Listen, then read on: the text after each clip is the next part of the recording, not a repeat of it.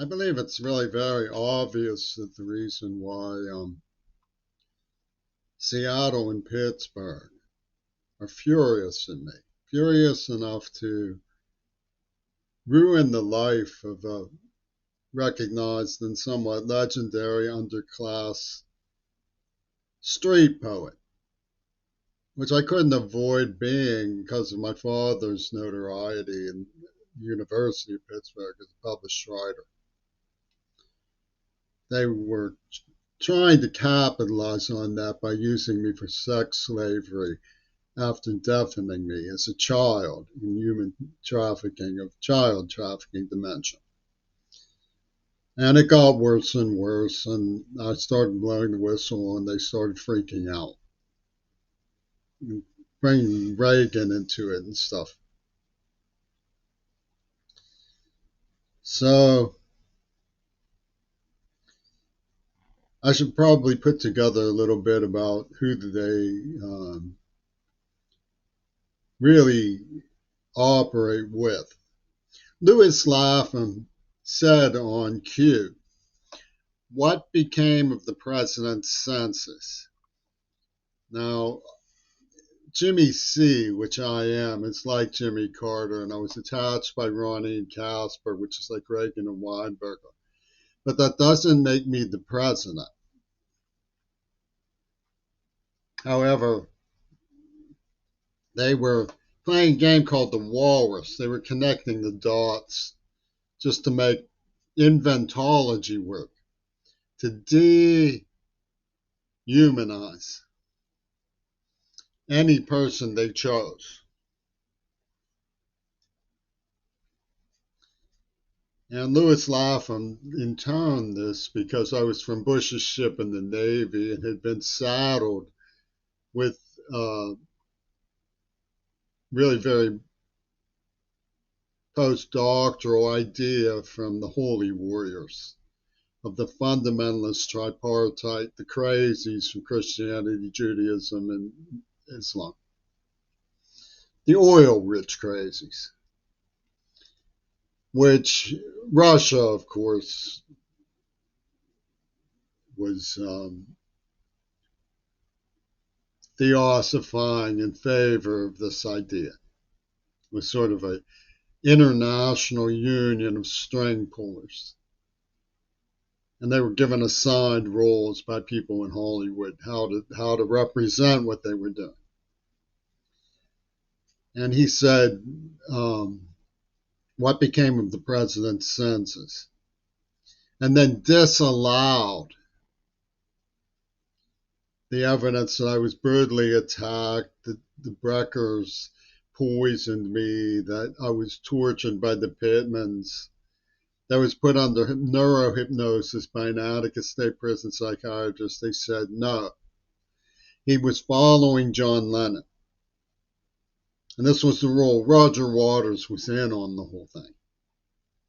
He put the sarin-laced LSD in my mouth. And they described nearly killing me. And it was sort of a NAMI school, the Vietnam War school of begrudgment. Children don't matter in Vietnam. Why should they matter in East Liberty or Pittsburgh? And you could have saved John Lennon. You could have been Rambo. It's this mentality thing that came all stacked up with this hoodwinkers libel. And the Jews were evidently saying we're going to get even by being guilty of everything we were ever accused of in European pogroms. So what is this idea that Lapham was intoning from the margins, sort of like a pianist and a caller at a silent movie?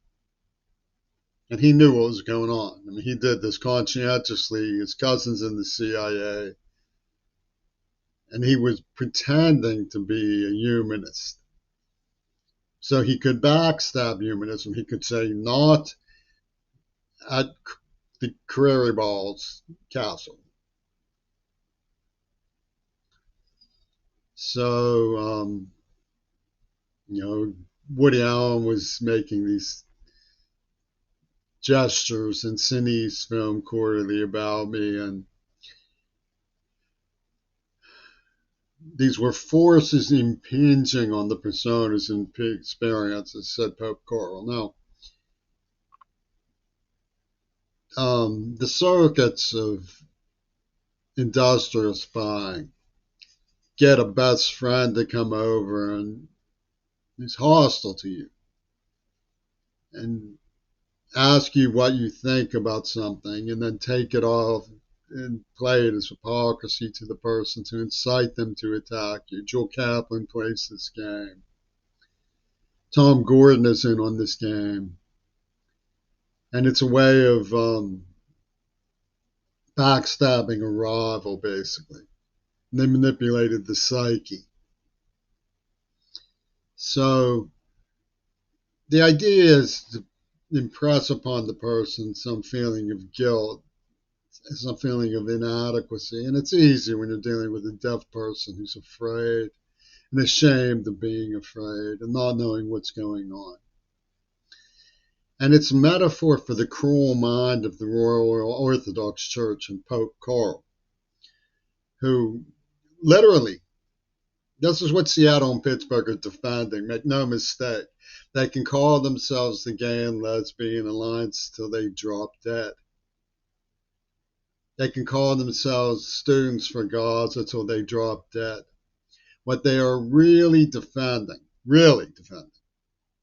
is the idea that AIDS burned the sinners to heaven because there was no other way of saving them. You've heard the expression, to save my country, I had to destroy it. And Roger Waters and Mick Jagger were in on this. And that's what we have to get a grip on psychologically in order to assure that the perpetrators are taken to the International Court of Justice. And they're saying, well, we have Trump, we have the nuclear bazookas. And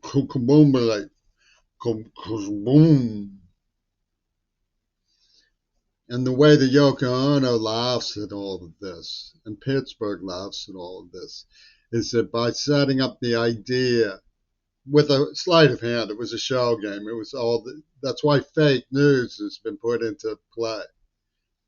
Because Hollywood evacuated Lennon. It was his idea. It was a Houdini from a super story tracing to the Italian futurists in Fiume in 1915 when D.W. Griffith was meeting with Mussolini. A fourth dimensional dictator pulling strings for Europe, for the old money crowd in Europe. And the French do like this to John Lennon, and the British gays go like this to John Lennon. So she says, well, we're getting even for Hiroshima on the little boy. And Louis Lapham says, that's neat. Tacoma's pretty far from New York City, so that's neat. They have Tacoma Dome here, like the Hiroshima Dome. Now you see it, now you don't. It's like for Veronica Lakes, now you see it, which is on YouTube. It's that mountain, Magic Mountain. And it's imperial exploitation of natural phenomenon for a story that they want to tell everybody. Lapham says we'll tell them a cautionary story.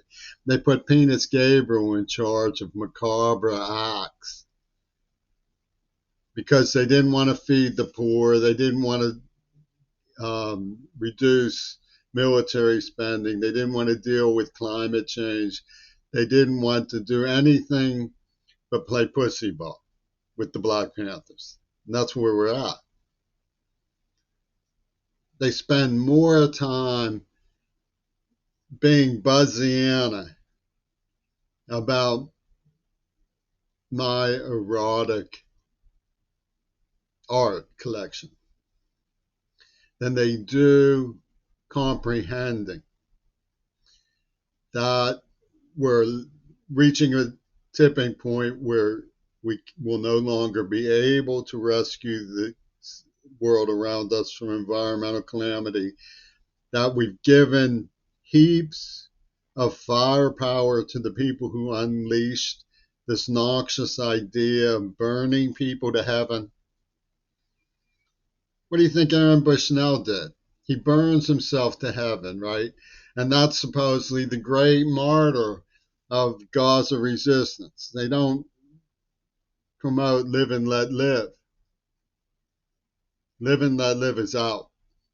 And the women are 100% responsible for this. 100%. They all played ball with Yoko Ono. They all said, the U.S. military plays dress up and comes on TV and says, Muhammad Ali says whoosh. Muhammad Ali says you should take a girl out to dinner and buy her flowers, not take her to bed. You should care for her and offer her a life of distinguishment and dedication, not sad gratification of her